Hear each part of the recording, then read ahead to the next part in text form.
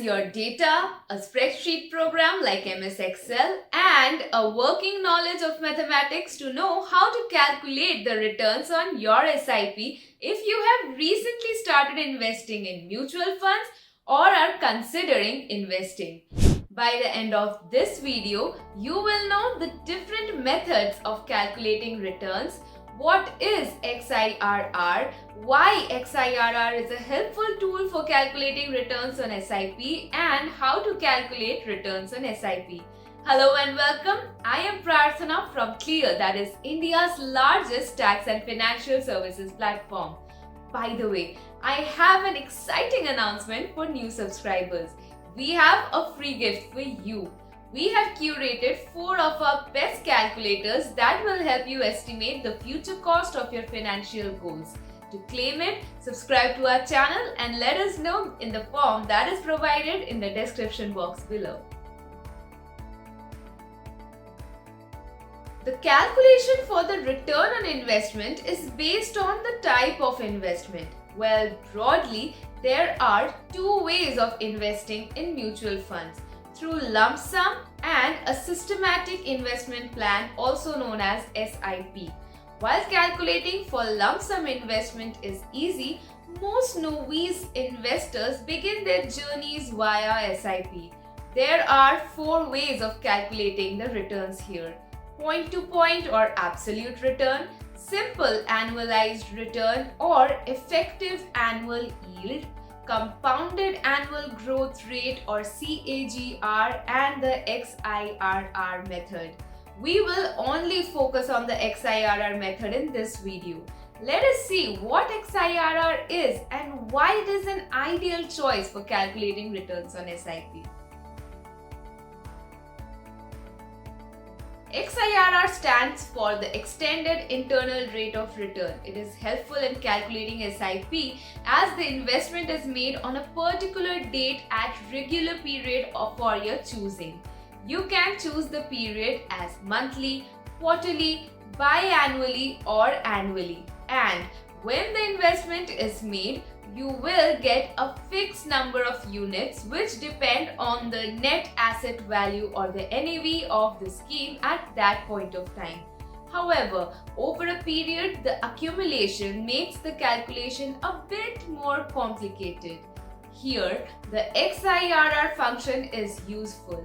It is available in MS Excel. It calculates the actual return on total investment where there may be irregular cash flows on different dates. It does not matter if you choose to make a lump sum payment or redeem some units in the duration. Now, is XIRR making sense? If it is, then comment clear below.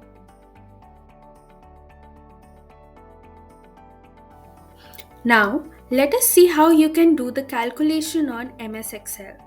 Step 1. Enter the date of transaction in the first column. Step 2. Enter all transactions in the second column. Your purchases are cash outflows, which are negative, and redemptions are the cash inflows that are positive. Step 3. Use the XIRR function. Enter equal to XIRR values, date, guess into 100 at the end of column 2. Note, values are the cash flows of the second column, date are the dates of the cash flows, and guess is the optional parameter. An illustration that can help you understand the concept better.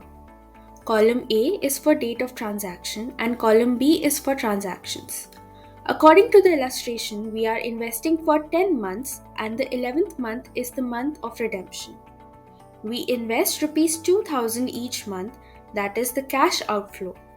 Hence it is negative. For the 11th month, the maturity amount is Rs 21,000 and it is positive because it is a cash inflow. Following the steps mentioned earlier, we will now fill in the values for the XIRR function. Here, the values are the items in the transactions column and date includes values in date of transaction column. We will ignore guess and then press enter. After pressing enter, we see that the return we are getting is 11%. This is the extended internal rate of return. Alternatively, you can use our SIP calculator. You need to fill in the monthly installment, which we have taken as Rs 5,000, the period as 5 years, and the interest rate as 10%. It automatically displays the total interest, the amount you will deposit by the end of 5 years, and the maturity amount. The SIP payment breakup also gives a visual representation in the form of a pie chart.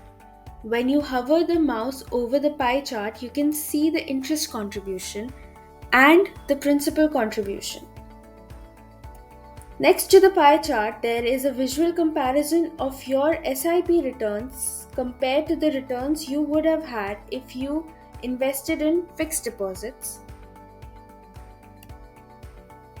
You can see the fixed deposit returns and you can see the SIP returns. Thank you so much for watching the video. Subscribe to stay tuned and to stay updated. Also, don't forget to claim your free gift from our giveaway. Check out the description to know more. Stay tuned and take care.